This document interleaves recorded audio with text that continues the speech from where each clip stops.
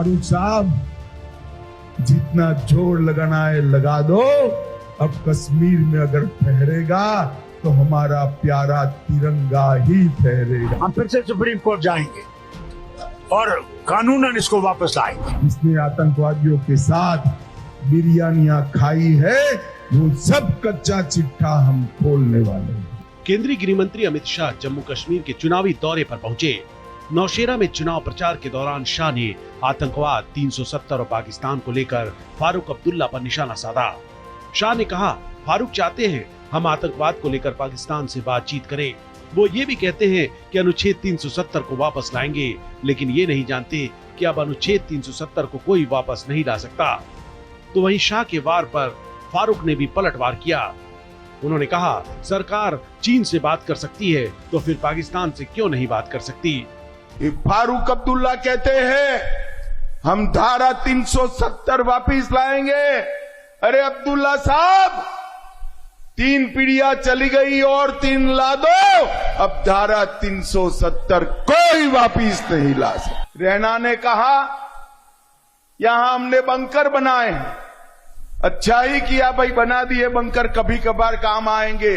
मगर मैं कहकर जाता हूं, बंकर की जरूरत नहीं पड़ेगी। किसी की ताकत नहीं है गोली चलाने की। और अगर गलती से भी वहां से गोली आई तो गोली का जवाब गोले से दिया जाएगा, गोले से दिया जाएगा। जिससे 370 को निकाला है, उसी सुप्रीम कोर्ट ने 2 जजमेंट्स दी हैं जो कहा ये परमानेंट है। इसी सुप्रीम कोर्ट ने नहीं किया। हम फिर से सुप्रीम कोर्ट जाएंगे और कानूनन इसको वापस लाएंगे। चीन से ये बात कर सकते हैं जो हमारे 2000 किलोमीटर जमीन पे काबिज है और आगे चल रहा है। उनसे बात कर सकते हैं 20 दफा। यहां क्यों नहीं बात कर सकते? क्या वजह? इसी तरीके से तो इसका हल निकालना है। कब तक हम आतंकवाद में रहेंगे?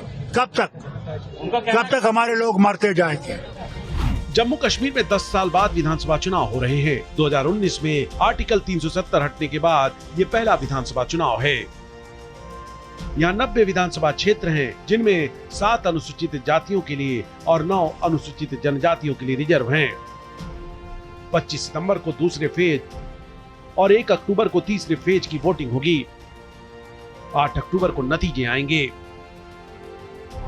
अब बात अगर 2014 की विधानसभा चुनाव की करें तो बीजेपी ने तब 25 सीटों पर जीत दर्ज की थी। पीडीपी ने साल 2014 चुनाव में 28 सीटें, तो नेशनल कॉन्फ्रेंस ने 15 सीटों पर जीत का परचम लहराया था। तो वहीं कांग्रेस ने 12 सीटें जीती थी।